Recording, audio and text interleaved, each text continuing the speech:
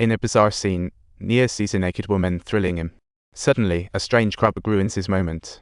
Before he could react, the woman yanked his neck, and just like that, all his pipes snapped, and the connector at the back of his head was completely detached. The crab released him, but just when he thought he was in the clear, a crab person grabbed him from behind. What a bizarre hug. This guy was ready to take him away, but Neo glanced up and saw his love, Trinity, calling out to him from inside the pod.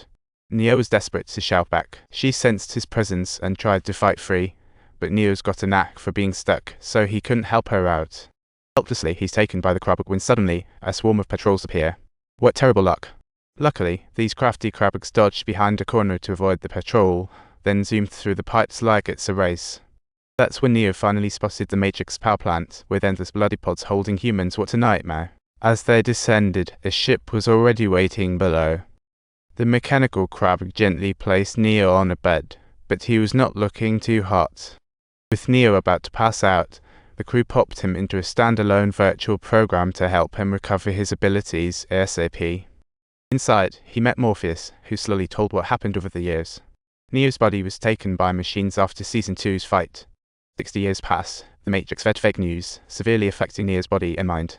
To break out of this mess, the only option was to help Neo regain his strength. Then the whole space transformed in a hurry. They found themselves in a training cabin in an instant. Spotting a demotivated Neo, Morpheus went full-on drill sergeant mode and attacked him. To get Neo fired up, Morpheus unleashed a barrage of punches, and Neo ended up spewing blood. Feeling the threat to his life, Neo's body instinctively started activating, but this kind of attack clearly wouldn't cut it. Morpheus threw heavy punches to force Neo to wake up faster. Unexpectedly, he finally exploded with potential and kicked Morpheus across the room. Morpheus decided to step it up, saying, "If you want to save Trinity, you've got to get strong," and kept attacking full with no time for a breather. Neo finally woke up in the face of crisis and unveiled his superpowers. He even managed to learn how to harness Chi and subsequently woke up in the actual world. He instinctively touched the back of his head, feeling the coolness, when Captain Bugs popped up to introduce him to the crew.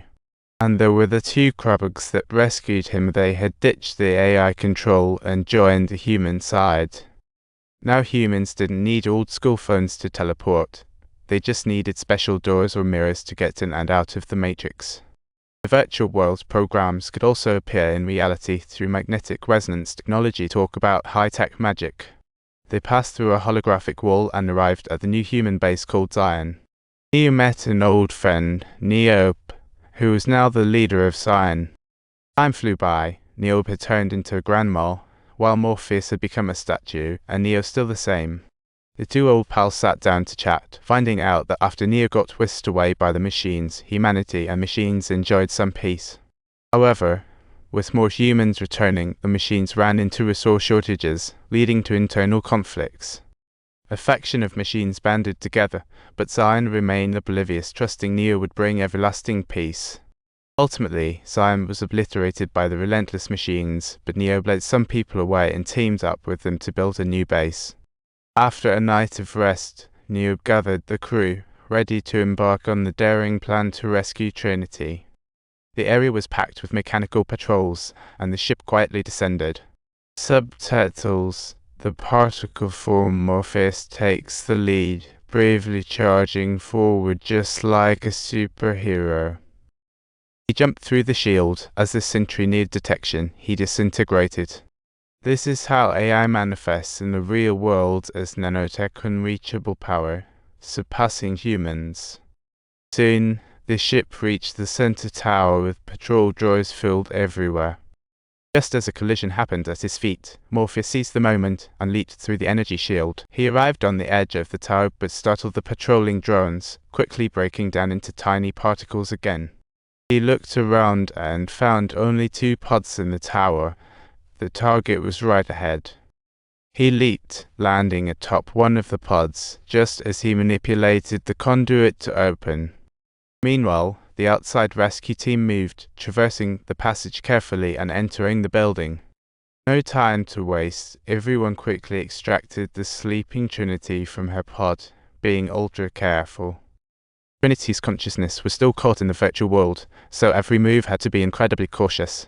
Once ready, the critical next step was for Neo to dive into the Matrix and convince Trinity to willingly give up everything virtual. Besides dealing with the gods, Neo had to tackle the scheming Matrix designer. What a combo. Neo told the designer that if Trinity chose to stay, he'd be willing to be a battery forever, otherwise, he wanted them both out. His brothers poured in fearlessly, storming into the gods like they were brave knights heading to the doom. Ultimately, the designer retreated not out of fear, but to see how his creation actually operated. Neo talked about their past, and Trinity felt a wave of familiarity, but still doubted what's real or not.